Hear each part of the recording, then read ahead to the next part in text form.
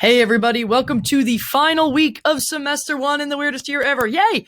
All right, so obviously we did not make it all the way to present day on our little musical journey, and we also had to cut some stuff at the beginning from old school Western music. I'm sorry about that. There's nothing I can really do about it. I hope that you've gained something from listening to music in this class, maybe found some stuff you didn't know you liked. And at the very least, you all know how to use Spotify now, so you can explore on your own, find stuff that you enjoy. And like I mentioned last week, by all means, if you want to keep using my playlists or listening to them or whatever, feel free. Those are there for you guys. I don't mind one bit. If you want to click the little heart and add my playlists, whether from this class or my personal ones, honestly, I don't care. If you want to use them, listen to them, please do. Okay, so for our final this year, which is different than in previous years, if you've ever talked to someone who's taken the class before, we're going to be focusing on Woodstock because that's where we are. And it's kind of fitting because Woodstock was very much a defining moment of rock and roll culturally, and that's what we're going to be kind of focusing on. So I'm going to run us through some slides really quick, but here's how it's going to go. So I'm going to run you through the slides. There's also a Spotify list. However, the website, it's fun to watch the videos because they're all live videos this week because they're all live clips from Woodstock. So if you have the internet and are able, I would recommend using the website. It's on the protest tab. You have to scroll all the way to the bottom. Okay, there is not a separate Woodstock tab. You have to go all the way to the bottom, and they're live clips. If you don't have internet that works very well with YouTube, you can use Spotify. I just made a playlist called Woodstock. It's pretty darn close, so that is an option. However, the videos are so much better. It just helps you capture the vibe of this huge crowd, the energy. So please try and watch those if you can. So we're going to do this slideshow. You're going to check out those songs. Then the final assignment is you are going to watch a Woodstock documentary. If you are here in person, we are going to watch a DVD of it. If you are online, you're going to watch a YouTube video of it. The only one I could find has subtitles in like Russian or I think it's Russian. I'm not sure.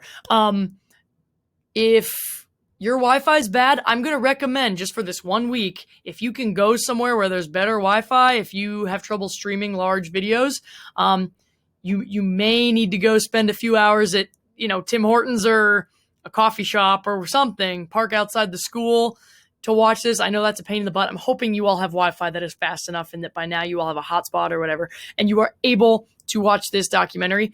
Here's the thing. When you're watching this documentary, you need to be taking notes. I'm not going to collect those notes, but your final assignment is writing a short reflection paper on Woodstock, so you're going to want to have that information to draw from when you write your little reflection. So I'm going to jump right in and start talking, and again, I'll refresh what I just said about the assignment at the end. So here we go. All right. So at the time, giant outdoor music festivals were kind of a new thing. We talked about in the 1950s how the idea of fans screaming over Elvis was kind of a new concept, right? This screaming over rock and roll, having these giant crowds that were actively like standing up and involved in the music was a new concept. Before that, when you went to a show, you sat in a seat and you applauded, and it was much more prim and proper. By the time we get to 1969, the hippie counterculture has taken off. The idea of sitting on the grass or standing on the grass and listening to music was the norm. And this had not been the case, 25 years earlier. Now we don't think anything of it. We have these giant music festivals, Bonnaroo and Coachella and all these giant music festivals. What's the one in Rock on the Range or Sonic Temple? This is a very common thing. Or even to have a music festival in a football stadium or a soccer stadium, have a giant stage and people everywhere all over the ground. Like that's normal now. But in the late 60s, this was sort of becoming a thing. Now, what made Woodstock, well, I'll just go into these slides so you have pictures. All right. So these four guys here that you see on this blue slide, they had this idea to have a music festival and they were going to make some money. They thought they were so smart, right? They were going to organize this giant festival because that was sort of what was happening. They were going to make all this money. Two of them had rich parents. I forget which two. It says so in the documentary. I don't have it memorized at this moment, but I think it's the middle two, but I'm not sure. They had some money from daddy, right? And they were like, let's use this as seed money to have a giant festival. We'll make a bunch of money really quick, right? So they teamed up, all four of them. They were like, we're going to host this festival, but it got out of control very fast. And they did everything they could. I got to give them credit. They did everything they could to keep everyone safe and to keep things rolling. And a large part of what the documentary you're going to watch is about it's about that idea that they were trying to manage the monster that they had created. Okay, so very quickly it became way beyond making money. It became keeping everyone alive. All right, moving on. Again, we'll talk about this more when the documentary is playing, but this guy right here is the hero of Woodstock. This dairy farmer named Max Yasgur. We love Max. He's a beloved character in the rock and roll history encyclopedia, right? Essentially, the place they had picked to do the festival in rural New York, the town had a town meeting and decided they did not want to host the festival. They did not want to be involved. They did not want to have, quote unquote, a bunch of hippies flooding into their town. They viewed it as like against what they were about. So they had to move the location at the last minute. They'd already sold all these tickets and it was becoming kind of a crisis because they had nowhere to host the festival. And at the last minute, they found Max Yasgur and his giant farm, and he allowed them to do the festival on his farm, and he charged them $75,000. Now, keep in mind, his fields were just destroyed. The fields where they had the festival, they were destroyed, but you'll see an interview with Max. He gets up to the mic at one point in the documentary, and it almost makes me cry because he's kind of an old conservative, kind of backwards guy. And he's like, you know what? All you kids are out there being good to each other. And he kind of has like this moment, and it's just so beautiful. So you'll know it when we get to it in the documentary. But, so Max saved the day. They were able to still have the festival. However, since they were so behind schedule, they were still trying to build the stage and the facilities like the day before the festival. So it was a huge mess, and you'll see footage from that where they're literally trying to build it as people are arriving. It's a mess. All right. So here was the other issue. The original plan was to have 25,000 people in the crowd. 25,000. Tickets cost $18 in advance, and you could send money in old school, right? They'd have an ad in a magazine. You'd send in the clipping with your money, and they'd send you the ticket, right? We're talking like old school. There was no Ticketmaster or anything like that. And it was $24 if you bought the ticket at the gate, which in 2014 dollars is equivalent to $120 or $150. They sold 186,000 advance tickets. Okay, so the original plan was 25,000. They sold 186 pre-sale. They planned for a total of 200,000 at this point. They were like, oh my gosh, this is bigger than we thought. What they got was an estimated 400,000 in attendance, with reportedly a rough estimate of 1 million more people trying to get to the festival. But the traffic gridlock on these rural roads, and there was no parking situation. People were just trying to get there and abandoning their cars on the side of the road. And they show all these great helicopter footage bits in the documentary where they show just car after car after car. Just people would leave them on the road and just walk to the festival, so then no one else could get there either. So it was just out of control, no facilities, but in a beautiful way, which I think the documentary does a great job of showing, because people weren't angry. They just kind of rolled with it. You know, it was a very peaceful and loving kind of vibe. If that happened nowadays, there'd be like people assaulting each other, right? It was a very different kind of vibe going on at Woodstock. Here's a great photo. You can see people walking along the street to get to the festival, people just sleeping on the hoods of their cars and on the trunks. I love that photo. Here's another great photo that shows people just abandoning their cars on the side of the road and walking. This is a great aerial shot. Let me see if I can zoom in a little bit here. There we go. So here's the stage right here. Here's all the towers that have like the speakers and whatnot on it. Here is the crowd, the estimated 400,000 to 500,000 people crammed in there with like no real facilities to speak of, not nearly enough bathrooms. No, they ran out of food like partway through the first day. It was a rough a rough situation, but also a beautiful situation. Here's a great photo. Oh, let me zoom back out. I just feel like this captures kind of the mood of the whole thing, right? What a great photo. Okay, now we're going to talk more about the facilities. So you can see here on the right, people they had some water facilities set up here where people could wash a little bit, but like that was it. There were no private showers or like you were sort of roughing it for the time you were there. There was no shelter from the rain. If you had like a tarp or a blanket, you were hiding under that. That was it. Because it did rain. It stormed very famously on the second day of Woodstock.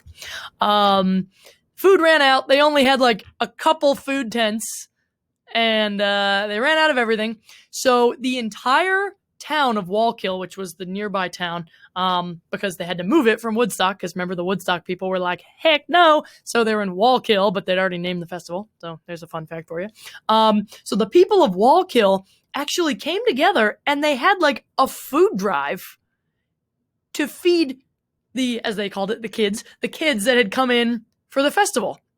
And again, the documentary does a great job of showing they got on the radio and they went door to door and they told people like bring stuff to the high school, and then they brought it in by helicopter, and they were able to, get oats and eggs and like all these different things, canned goods, like random stuff, and they prepared it and handed it out to people, and everyone in the crowd would share. Like, again, this is something that would not happen today. We have a very much look out for ourselves type of vibe nowadays. You'll see footage. There's like someone with a can of beans and everyone's just passing it along, grabbing out some beans, eating them, and passing the can. And that's just how people look out for each other. I've heard this. I don't know if it's true. It is said that the whole idea that hippies love granola came from Woodstock. I don't know if that's true or not, because they kind of mixed together a bunch of oats and raisins and other things and kind of made a granola type food, and it was being passed around. I don't know if that's true. You could never for sure know that, but I've heard that before, that granola kind of became a hippie thing, quote, at Woodstock. Yeah, there you go. All right, next. This crazy guy who you're going to love seeing footage of. Everyone always laughs when we get to him. This is Wavy Gravy. Now, the guys who organized Woodstock, the 4 guys from the blue slide at the beginning, they knew security was going to be a big issue. They knew if they had police there, it was going to cause a lot of tension, because remember, we just talked about how everything was going on with the war in Vietnam, civil rights issue. A lot of people that were coming to Woodstock had actively been participating in these protests. If it got to a situation where the police were trying to control this 500,000 person crowd, there was going to be no way to avoid violence. Like, it was just going to happen. So they had to come up with a creative situation to have crowd control to some extent, but like not let people feel like they were being repressed in any way. So they found this kooky guy named Wavy Gravy and his essentially hippie commune of people. And they flew them in to New York from, I think, California? Not sure. It says in the documentary. And they sort of were like the grown-up babysitters and security. Notice I'm using air quotes on all of this. To keeping the crowd, hey guys, can you make sure you're walking on the right side? Thanks, man. Peace. Keeping people, the flow of traffic. Making sure if someone had a drug overdose or had a bad, not a drug overdose, that's not what I mean, like a bad trip, right? That they were like too far gone. They had a tent and they would sort of sit with them and soothe them and wait till they came out of it. If they needed medical assistance and it was like an overdose situation, they would get the proper, get them onto the helicopter, get them flown out. Like they were sort of like the monitors, the hall monitors for this giant festival.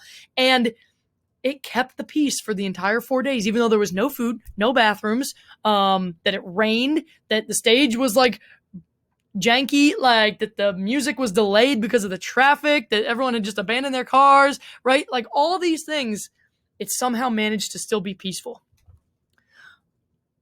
It is said that this video is so long. Oh my God, I'm so sorry. It is said that only one person died at Woodstock. I think it's one. Maybe it's 2. I'm having trouble remembering. It's either 1 or 2 people died at Woodstock. I think there was 1 drug overdose, and I seem to recall hearing something about someone had been napping in a hay bale kind of nearby, and they'd gotten hurt by a piece of farm equipment. I'm not sure if that's 100% true. We'll have to wait and see what the documentary says. I do not remember. Okay, here's a great poster with the list of the top acts. And here's this great logo. Maybe you've seen it on t-shirts or whatever, this guitar with the hand and the little bird. And here you can see the different acts on the different days. All right, this is Richie Havens. He opened this festival, even though he wasn't scheduled to go on until later in the evening, because all the acts were stuck in the traffic. So Richie was the first one to arrive, and they literally were like, we need you on stage right now, because we have all these people in the audience, and if they don't have some music, it's going to get bad. Like, again, they were all concerned about crowd control and things. So Richie got up there, sang every song he knew, ran out of stuff to play. He did like a million encores. And then he made up a song on the spot, and it became his most famous song. It's called Freedom, and that is one of the videos on the website that you can watch. It's incredibly moving, because when he runs out of stuff to sing, he reverts back to African-American spiritual. So he's singing the word freedom, and then he goes into Sometimes I Feel Like a Motherless Child, which we did back in spirituals, and it's incredibly moving. As you can see, he's just in the zone, making it up. And yeah, I'm trying not to go too long here, guys. Sorry. All right. CCR performed. There's a great quote here from Jim Fogarty. They went on at 3:30 in the morning, and the quote is, and this is the moment I will never forget as long as I live. A quarter mile away in the darkness, on the edge of this bowl, there was some guy flicking his bic, and in the night I hear, "Don't worry about it, John, we're with you." I played the rest of the show for that guy. 3:30 in the morning, everyone's in the mud asleep. One guy had his lighter out, and he could hear all the way to the stage, he hears him say, "Don't worry about it, John. We're here with you." And I just love that quote. Okay, here's some other great photos of The Who, Jefferson Airplane, Janis Joplin, Santana. Here's them arriving via helicopter because they couldn't get any of the cars or buses through. Great photos. I'll put this slide presentation also on the Google assignment so you can flick through these slides. Jimi Hendrix, they played on the last day of the festival. I don't know if you can tell from this photo, but like a lot of people had left by this point. So you can see here, here's the line of people, but then all this back here is like abandoned blankets and tents and like random trash. So a lot of people had left by then. Around 25 to 30,000 loyal fans stayed to hear Jimmy. He performed the most iconic version of the Star Spangled Banner, arguably in rock and roll history. That is also on Spotify and on the website. You need to listen to it. And if you are not used to like intense electric guitar, buckle up. All right. Here it is. 2 deaths at Woodstock. 1 from heroin overdose, 1 killed by a piece of farm equipment. Okay, so I was right. And there's a rumor that there was 1 baby born during the festival, but that is unconfirmed. There's a historical monument marker at Woodstock. All the grass is now grown back. Here's another great aerial photo of just all the people. Again, you should check out these photos on your own. Here's a Watch Mojo video if you're interested. It talks kind of about some cool stuff from Woodstock. We're running out of time, so you can do that on your own. All right. So what you need to do after watching this short lecture, you need to watch the Woodstock documentary. First, you need to listen to the music on Spotify or on YouTube, preferably the YouTube ones on the website. Go all the way down in the protest tab to Woodstock. Listen to the music. If you can't do that, go on Spotify. Next, you need to watch the Woodstock documentary, either in class with me or watch the extended YouTube video. You need to take notes, and the final is going to be posted. You're going to write. You're going to follow the 2 prompts. Each prompt needs to be at least half a page, so your whole finished product is 1 to 2 pages. Please proofread. Like, pretend it's a paper. It's a paper, okay? I don't want it to be with abbreviations. Like, type nice full sentences, capitalize everything. Write me something nice that won't make me cry when I read it, okay? And that's it. All right, guys. It's been a pleasure, as much as it could be, teaching you over the computer, but I hope you got something from this class. Peace. Bye.